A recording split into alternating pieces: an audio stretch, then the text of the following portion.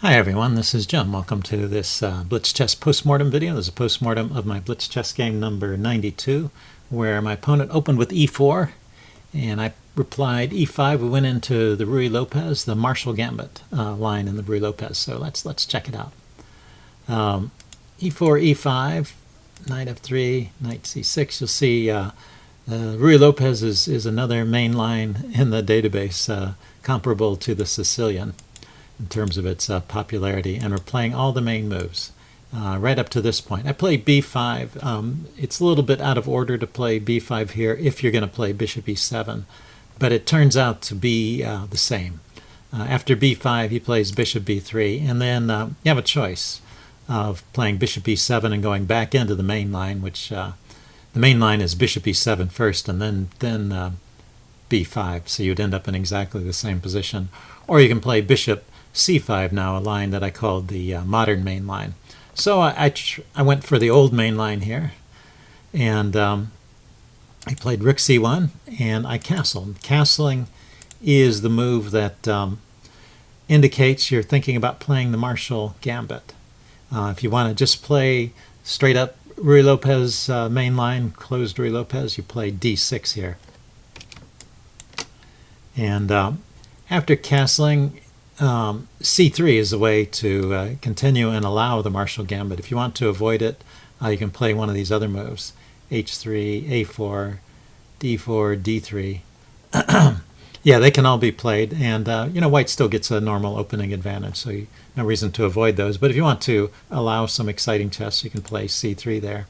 And now you could just play d6 again, and you'd be back into the main line of the closed Ruy Lopez. So they'd be saying, well, I was just kidding about I was just kidding about playing the Marshall Gambit. I was seeing if I could bluff you into playing some other move besides c3. But that was not my intent here. I wanted to play the Marshall Gambit, so I played d5, and he takes it. And white just wins a pawn here, because after he takes, you take back, and then this e-pawn is hanging. It's defended once and attacked twice after the exchange. So that's the way it goes. E takes, knight takes, knight takes pawn, knight takes, rook takes. And here we are in the Marshall Gambit. Now the way Frank Marshall played this was with the knight to f6 there, with the idea of moving it to g4 and attacking on the queen side. The modern way of playing it is with this move c6, but with similar ideas. You're going to move the bishop to d6, putting it on this great diagonal, and then the queen will come out to h4, threatening havoc on h2. And that's the way it normally goes. And the normal move here to defend against that is to play d4, or to retreat the rook. Actually, after d4, bishop e6, the rook will usually go back to e1 anyway.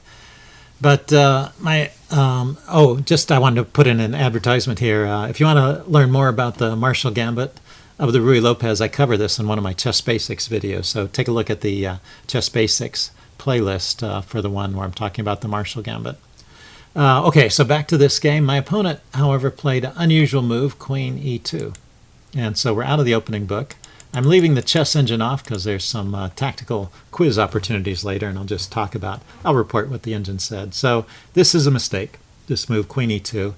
Not so much that it loses, but it doesn't lose off the bat, I would say, but it gives black a significant advantage. One thing is the queen is blocking the retreat of the rook, and it doesn't have a lot of squares to go to. So anyway, it's always a good idea when you're playing a game of chess and your opponent makes the first move that you don't expect. So you're going down a line that's well known, and then he plays a move that's not in. You need to stop and think about what's wrong with it. And it could be that there's nothing wrong with it and it's just a move that's not played. But usually there's some hidden flaw, and in any case, if it's a move you're not expecting, you have to reconsider your plans and whether the old plans still apply in the new situation. So you always want to pause and think at a moment like this and try and figure out the best way to proceed. So I came up with the idea of harassing the rook, since the queen's blocking the retreat of that rook, so it seems like a logical thing to do. So bishop d6 hitting the rook. The rook went back to e4. He could have just taken the knight there. And I play bishop f5, continuing to harass the rook. and he went rook d4. And now, well, here's I guess this is not so much a tactical quiz. It's more just what's the best way to continue for black. You managed to kick that rook around a little bit, but you know, just forget about that and look at the situation on the board and say, well, what's the best way for black to continue here?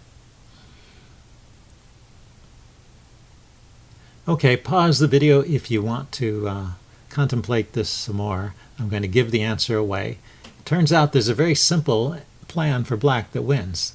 You just put your rook on the open file with tempo because you're hitting the queen. The queen's best move, according to the engine, is to back here to d1.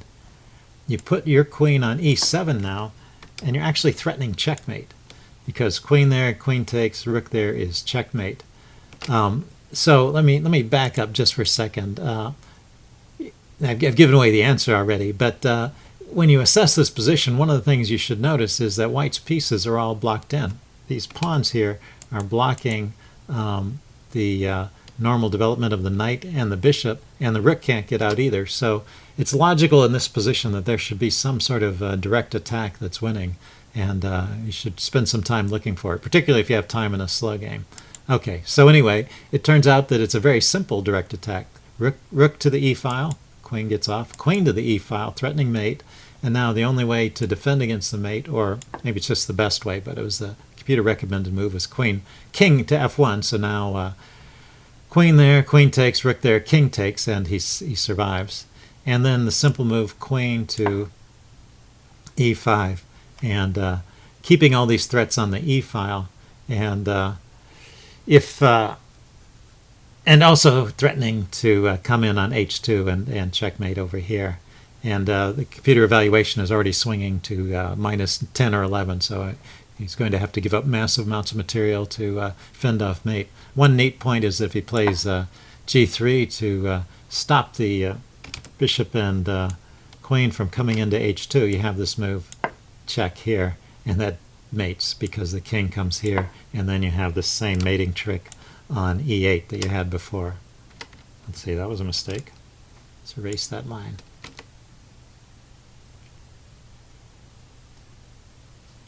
Okay, so that's it. That was the best way to play it. Just in this position, just play rook e8.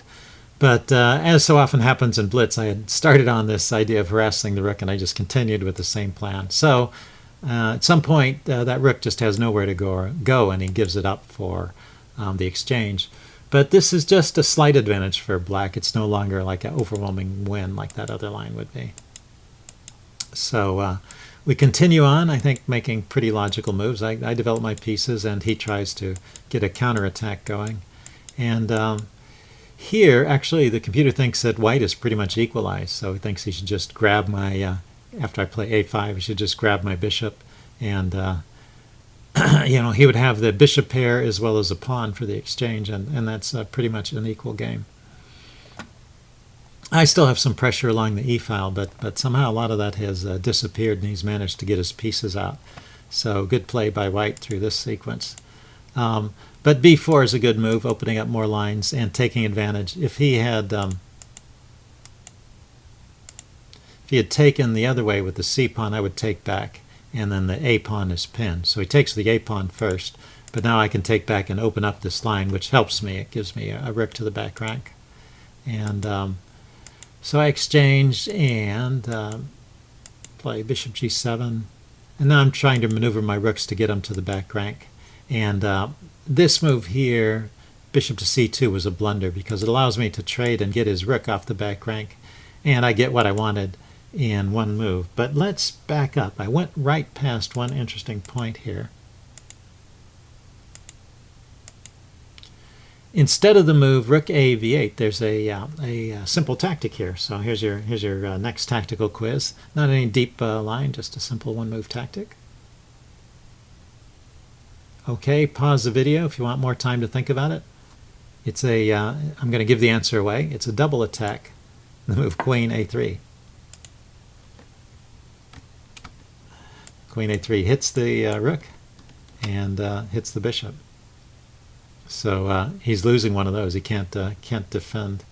can't defend them both. If the rook goes here, of course, the bishop takes the rook. So backing up, there's just no way to defend. The bishop can't defend the rook, and the rook can't move to a square that defends the bishop. So missed that one, but that's how people lose games, is overlooking tactics like that. Okay, so I missed that.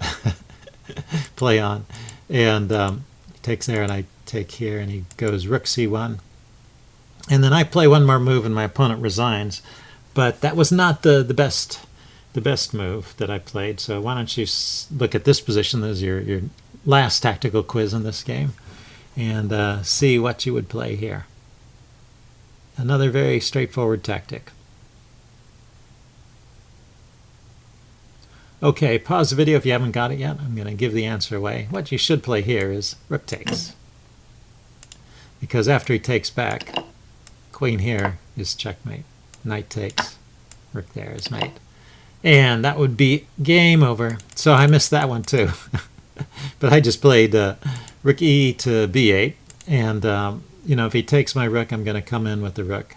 And if he doesn't take my rook, I'm going to take his and come in with the rook. And I am going to be in good position too. I just have to worry about my back rank. So I don't get mated. There is, if my pieces leave the back rank, he has this idea of queen here, check, and bishop here, which would be a problem for me if my bishop weren't defended.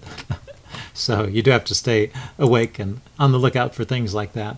But anyway, he didn't go for any cheapos. He just resigned at this point.